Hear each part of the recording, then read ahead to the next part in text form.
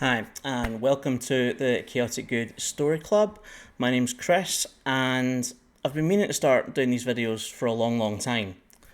But now is, as ever, as good a time as any. I've always been thinking of things that I can write or I can perform a lot of content on, because I'm not always the best at. I'm never going to be the site that has the first reviews for all the things.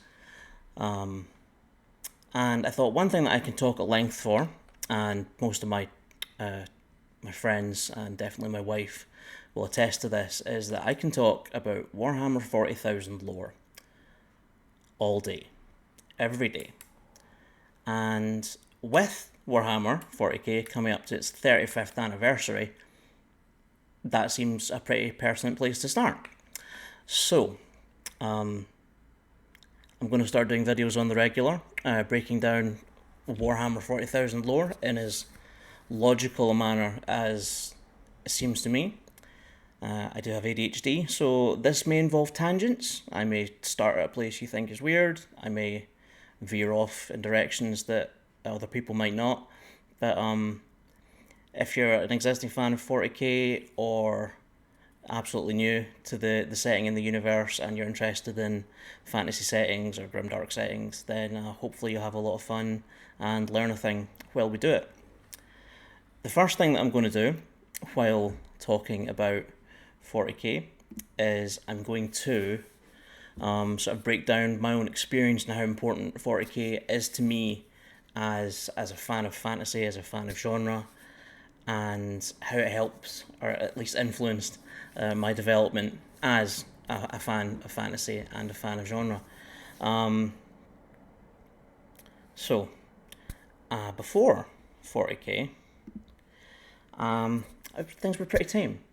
You know, I used to subsist a lot on things like Dandair and annuals of, like, what was it, Warlord and Eagle magazine that we'd get from, church, bringing by sales and stuff, or was left over from my uncle's nannies. So it was all very pure, very 60s, very, very hopeful.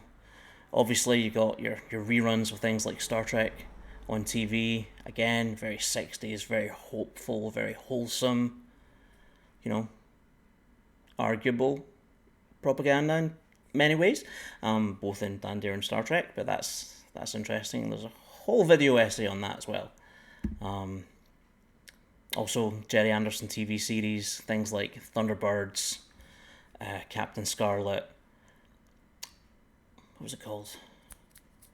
Stingray. I nearly started singing Marina rather than Stingray, but that's what happens when you have different starting and finishing music. So again, very pure, very nice, even quite dated in the 80s.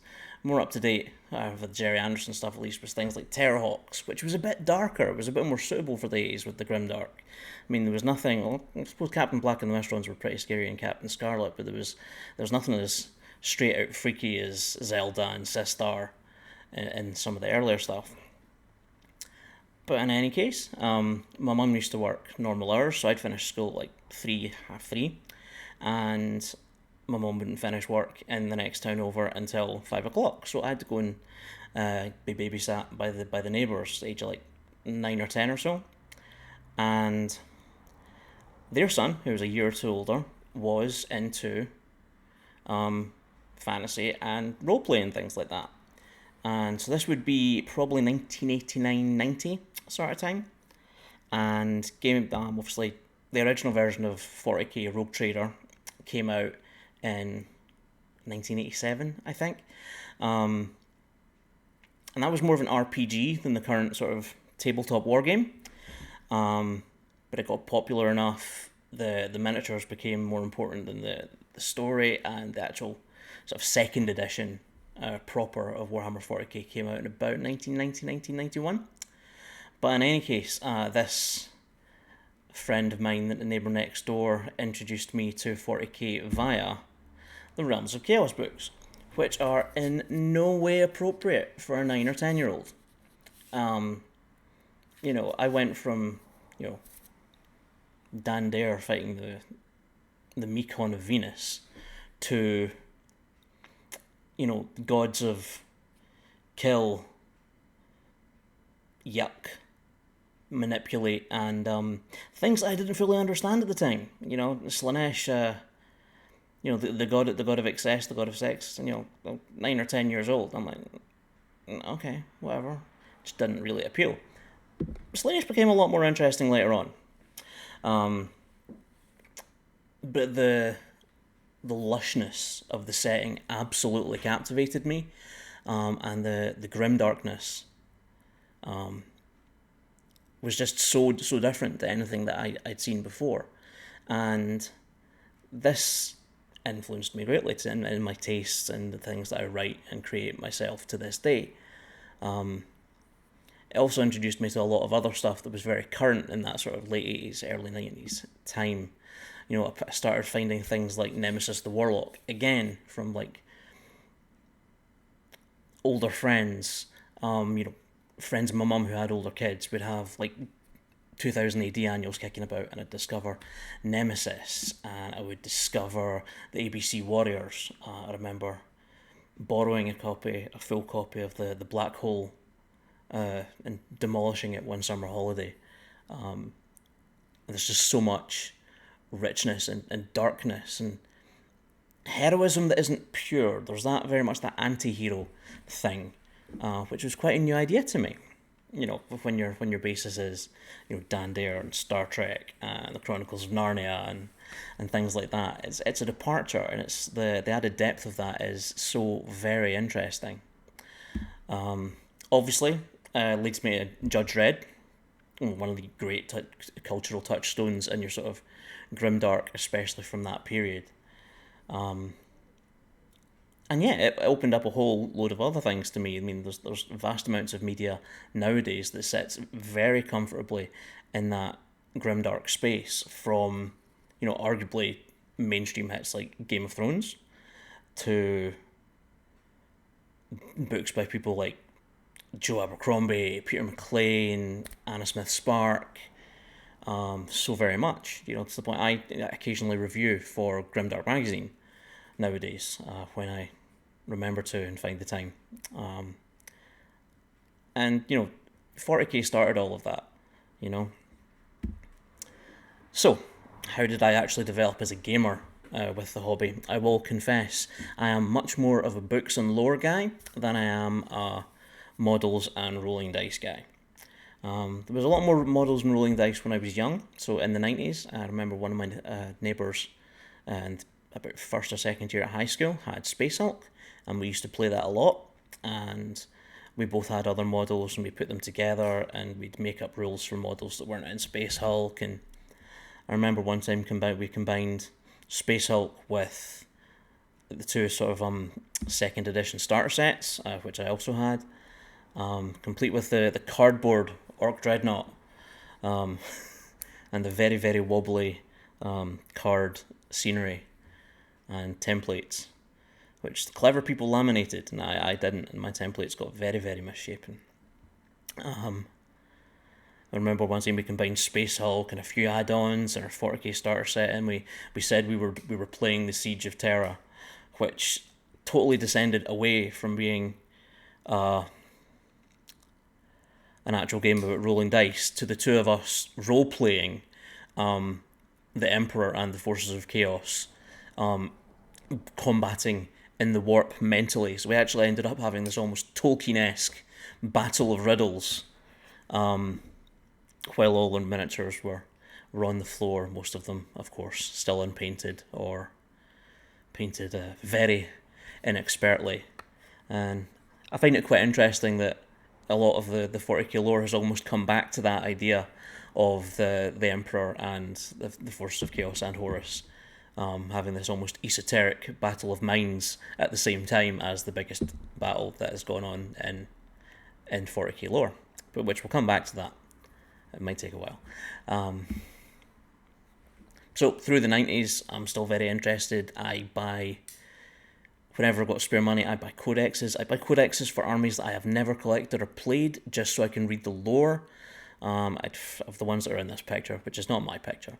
I had Codex Ultramarines, I did play Space Marines. I had Eldar, which I did collect. I had the Orcs, because I love I love the lore for the orcs. I've never specifically collected them, but they're repeatedly in starter sets, as they should be, because they're just a great antagonist. I had stuff for the Tyranids. I had the codexes for various Space Marine chapters, because I thought that was great. I mean, especially the Blood Angels. It's like we have genetically enhanced vampire space warriors whose leader was an angel, and they're like the absolute best guys, but they're also vampires that can barely contain their rage. How can you not love that? How can you just not love that? Or even you get to the Tyranids, which were a completely different thing as they became more prominent in 40k with the sort of galactic, extra cosmic threat, total Lovecraftian, operating on a different level of awareness kind of threat, in a completely different way to the cosmic horror threat of the Chaos Gods. And then there's the fact that the rest of the Imperium are so often presented as the good guys, but aren't, because this is a galaxy that doesn't have good guys. And that was one of the things that really got to me when I was first getting into the lore, because I remember reading the original books and seeing the picture of the Emperor of Mankind and having this image, which is, I think, John Blanche, could be Adrian Smith, usually one of the two, of the Emperor all hooked up to the Golden Throne, and it's just all this biomechanical, almost H.R. Geiger stuff, and it's not glorious. It's really it's really dark, and a really awful vision of the future of this authoritarian thing. And something that gets me about some people that are into 40k, or the perception of 40k, is that the Imperium are the good guys, and it's not. They are space fascists. This is the worst possible time to be alive and to be human, in so many ways, and that's interesting.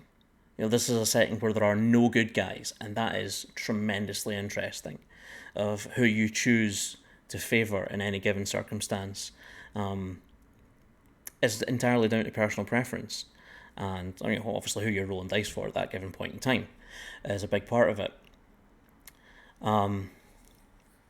Even the some people would see the Tau coming in the modern age, the greater good and very much the good guys, but the darkness that is being revealed, and like the ethereals, and the fact that your version of the greater good is not necessarily everyone else's version of the greater good, and that's kind of bad and wrong.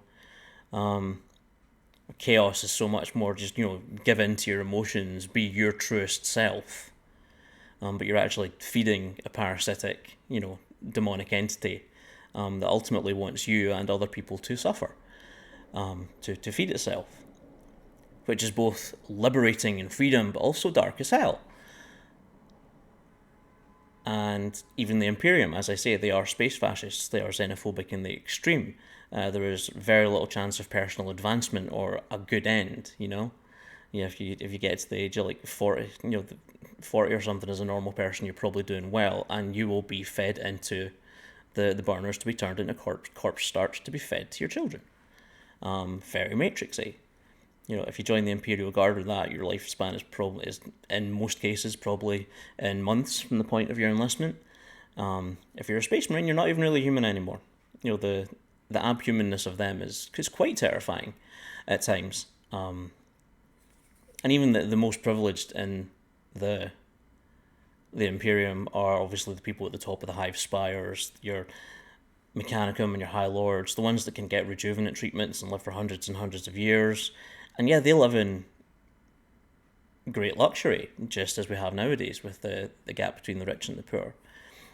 But the more you live in great luxury, the more you're aware of and sort of dealing with the cosmic picture of this future where there is nothing but endless war. And yeah, it's just such a dark setting, and picking who you want to be attached to can be a challenge, or it's an interesting thought experiment. You have to kind of put your head away. Even some of the 40k novels that are out at the moment from the perspective of the Tau, such as the Farsight books by Phil Kelly, or the recent Orc book, Brutal Cunning by Mike Brooks, which you see things from their point of view, and you really root for them because you see their reasons for fighting, for doing what they do. But you're also kind of aware that, you know, these are horrible actions that are causing the deaths of millions of other people. And it's a fun way to think. And I think you should always be mindful in 40k that you're always playing a bad guy. And that's a fun thing to roleplay, but it's not necessarily something to be replicated in your day-to-day life, you know? When you see people putting their preferred political figure on top of pictures of the Emperor, that's a bit of a worrying red flag. However, talking about the Emperor, all the old artwork that sucked me in was not exactly, you know, entirely horrible and grimdark. There is stuff from the Unification campaigns. This a classic picture by Adrian Smith, showing the Emperor leading the early Astartes, unifying Earth in the early part of the Great Crusade. Looks very, very regal and leaderly, and that's all quite noble and lovely. And then you get other stuff like this. This is the Eternity Gate on Earth, defended by the Adeptus Custodes.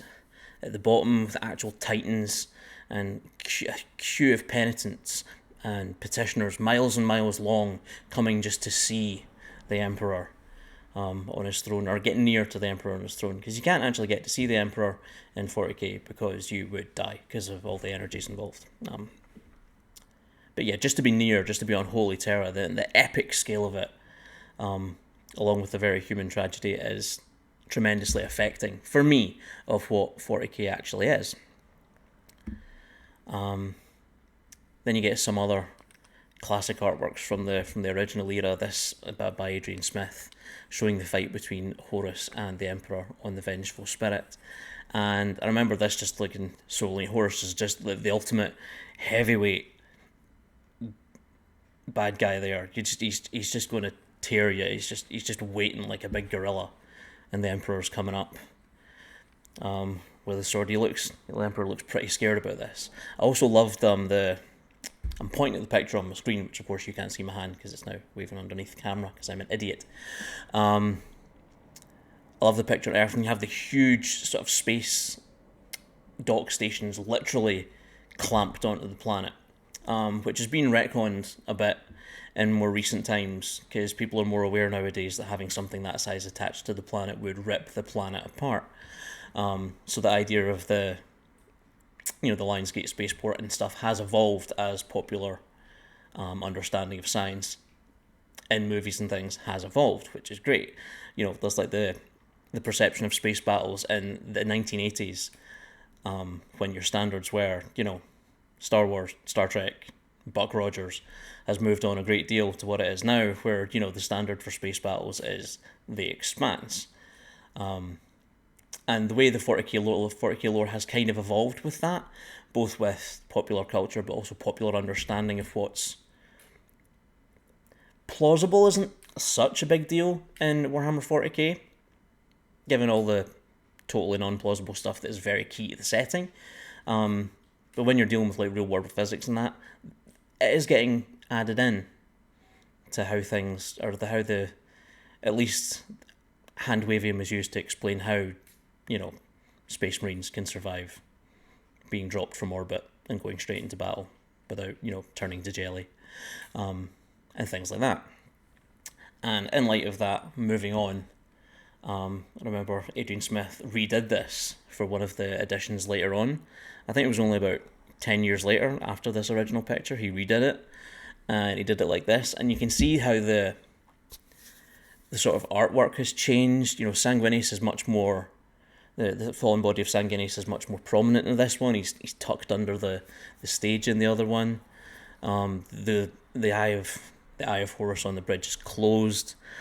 Horus and the Emperor are both far more regal as in it when it was updated. You know, Horus is standing there very much like the king, you know, waiting to strike down his challenger, and the Emperor's very much striding up as the righteous, almost Arthurian hero to knock him down. And the idea of the Emperor's sword being on fire really sort of comes in at this time, which has become a big fixture in the current lore. And I love how the lore and the artwork has developed over years, and it's fascinating. And because it is such a big universe, and one thing that I like is almost every piece of lore, almost every piece of canon that you get is told from a particular point of view. And that means that it could be a lie. That means that it could be completely inaccurate. And it allows things in the lore to change. And that's fantastic. Because I think a part of 40k's success, the fact that it has lasted for 35 years, is probably more popular now than it ever has been. That puts it up alongside cultural IPs like Star Wars, Star Trek, and nearly the longevity of the Lord of the Rings, but it's up there, and it hangs on.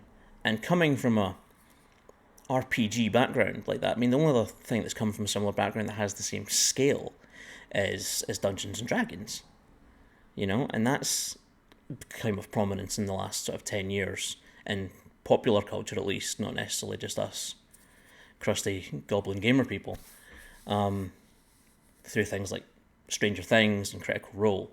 And 40k is making a lot of similar ground, just without quite the same cut through. But I think that's really impressive, and that's really engaging. And a lot of that is to do with both the depth and breadth of the setting and the way that it has evolved, and things have moved on. The recent, the new Games Workshop, the new owners have changed the way the games are presented. They've deepened the lore and things. They're trying to make the games better, more accessible. Now, a lot of people won't like it, so a lot of people don't like change. They always think that the version they came into was the best. Anything that isn't sort of second edition 40k confuses me a little bit as a player. I'm like, what? That's a new rule. What's a stratagem? I don't get stratagems. It's like, no, it's stat line. Why is there more stuff to read? Why do I need to know more things? I like my games to be quite simple and tend to play homebrews that kind of allow that. But this is not a critique of 40k as a game for gamers. This is just me chatting about why I'm into the lore and what influence it's had on me. But when they revamped 40k, and for the first time in the game's history, pushed the timeline forward, because we'd been sitting at M40 year 999 in the lore for 25 plus years, when they pushed it forward, when they, split the galaxy in half with a huge warp storm, started bringing back things like Primarchs, which had always been in the lore and been this tantalizing, oh, what if we get to see them, sort of thing. But never an actual on-the-table piece. And very quickly we had, Reboot Gilliman came back. We're still waiting for more Imperial ones to come back. There's always rumours that, Korax, the Khan, especially Lemanrus, are coming back. Of the ones who are, missing, not confirmed dead, as opposed to the ones that are very definitely dead, like Sanguinius or Ferrus Manus. I do expect more, probably when they do the next version of the game up. And of course, there's your Demon Primarchs always coming back. They've always had models or rules, or at least active in the lore. Like Magnus Thread was the first one, then Mortarion. I think the new Angron's just coming out now or soon. Models are very cool, of course. But one thing I liked when they did bring that new version back was the original cover of Rogue Trader had this picture of the Crimson Fists doing a glorious last stand on it. I think it was John Blanche. And when they did the new version, they sort of redid it, the very funky modern version of the same picture, which totally gets all the same atmosphere of the original one, but with the more modern art style, obviously digital art, slightly cleaner, slightly in some ways, slightly smokier in other ways, and I just love that the game is being pushed forward, made more accessible, the lore's out there, and being heard by more people, but it's still rooted in the past. And you can see that in the way that, for the most recent codex, the Leagues of Votan, which I received in the post the other day, and will have to cram up on the lore before I actually get to doing the lore for them. in about 20 or 30 videos time. It was overpowered, and Games Workshop did an apology video when they had to change some of the stats to make it not overpowered and not game breaking. And in the video for that, they referenced the Zotes, who are a very obscure alien race from the absolute dark days, the dark ages, the far past of Games Workshop. They were, random alien antagonists in Rogue Trader. And, they have a pretty small amount of lore, but to just name drop that in a video apologising about, overpowering a certain army is fantastic, because it's those kind of hints that give those of us who are into the early lore and stuff like that. It just makes us squeal like children at Christmas. It's tremendous. It's like before the Leagues of Votann came about, there was always a hint, because the Games Workshop had got rid of the squats, of when the squat's coming back. It's like whenever you do that, it's like reset the clock. And they released a single squat miniature for Necromunda a couple of years ago, and it was like, oh no, the clock is broken, reset the clock, and then a new miniature appears. And of course all the people like me online go absolutely crazy, because, oh my god, the squats are coming back, and which of course they have, as the League of Votann. But I like that kind of callback. It's very fun and exciting, and a hobby like this should be fun and exciting. And through all of this has been the development of the Black Library imprint as a book publisher. From just companion books to 40k and Warhammer and everything else. It's really spread out the lore and added so much more depth. You can do so much more in, novel length stuff than you can in the little snippets in codices and in the magazines. And that's great. And what feels like a million years ago, they embarked on the Horus Heresy series. They were going to tell the full, true story of the Horus Heresy. Except, of course, everything that's in canon is from a certain point of view, and its truth and 100% canonicity is always debatable. Especially in a universe where, psychic manipulation and aliens and demons with, mind control and power over time and stuff makes everything a bit timey-wimey, to paraphrase Doctor Who. But we will get the full and true story to a certain extent. And that started off brilliantly with the original Horus trilogy. Was Horus Rising, Galaxy in Flames, and Traitor Gods. Traitor Gods? I think that's what it's called. False Gods. And it just went and it grew, and different authors took different sort of Space Marine chapters or parts of the arc under their own wing. And we added vast amounts of depth to characters that had always been kind of underserved in the lore. People like Malkador the Sigillite, Primarchs like Jagatai Khan, Korax, even Ferrus Manus. The first Primarch to get killed gets tremendous representation in the Horus Heresy series. And it increases in interest in those armies and different viewpoints within the lore. There's always criticisms about maybe how easily some of the Primarchs were corrupted or fooled by chaos. Again, that's always just a certain point of view. The true story might be a bit different. Some people might not quite like the characterization of their given Primarch. I think most of it's fantastic. And then towards the end, they kind of chop off the Horus Heresy and go, right, we're finishing it off with a big series for just the Siege of Terra. And this goes right back to 1991, 92, me and my friend doing the Siege of Terra with the models we had to hand. And we're getting to the sticky bit now. The most recent book was Echoes of Eternity, with this wonderful cover. That I reviewed recently for Grimdark magazine. I've been trying to review all of the Siege of Terra books as they come out, because I'm excited, so surely other people out there in the world are.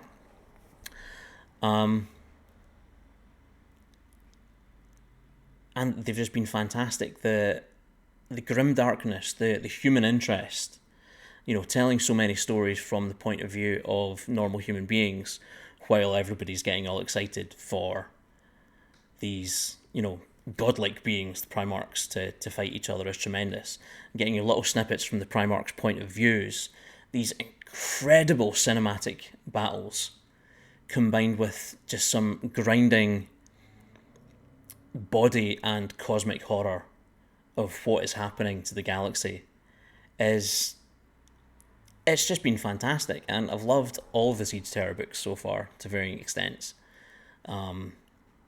And I can't wait to read and review and share my enthusiasm for The End and the Death, the final 2-part book, which is coming out next year, with everybody. Hopefully by the time that comes out, I'll have a good couple of videos out digging into the lore, and we can maybe even review that one in sort of real time with you. But yeah, I've been a fan of this lore for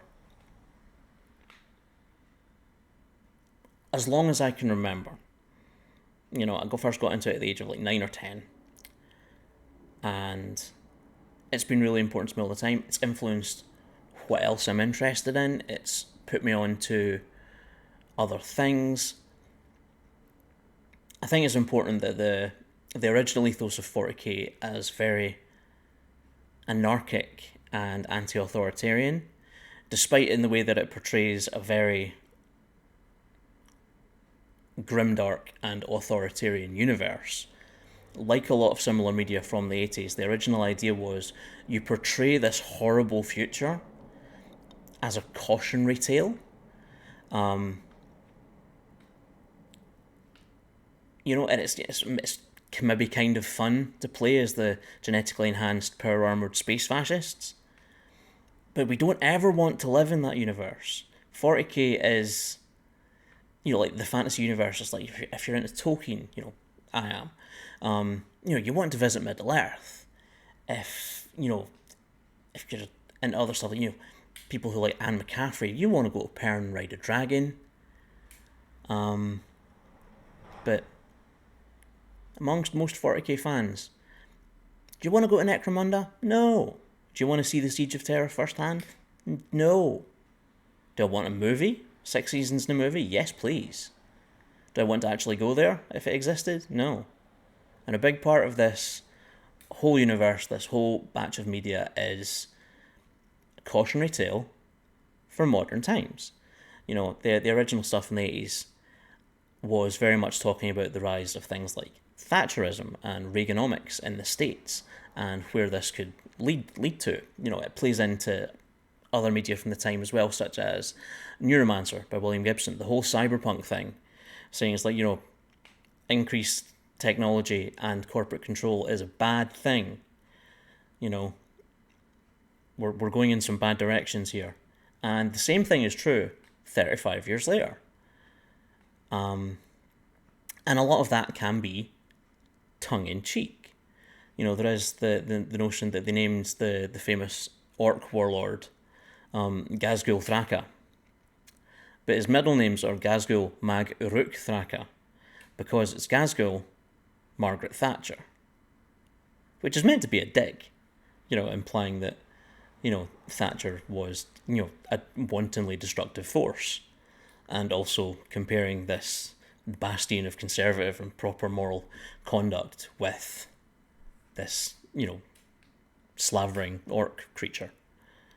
You don't tend to get such obvious things anymore. You can't really get away with it. But that to me is at the heart of what 40k is. Sometimes it's fun to play. It's fun to tell stories in a dystopia. And yeah, quite often fascists have some of the best outfits. Presentation is everything. But it's a cautionary tale. And it's about poking fun and making satire. We like playing or talking or writing about dystopias. We don't actually want to live in one. That said, I'm going to talk about this one at length for many, many more videos. And I hope you've enjoyed this grossly over time ramble. This was intended to be a 10-minute video. I've gone over that a bit. But, you know, an introduction to why I'm into 40k was always going to be a bit self-indulgent. I apologise for that. Thank you for watching, if you've stayed with me. And please like, subscribe, support using the links in the description at the bottom. And thanks very much. I will see you next time. Cheerio.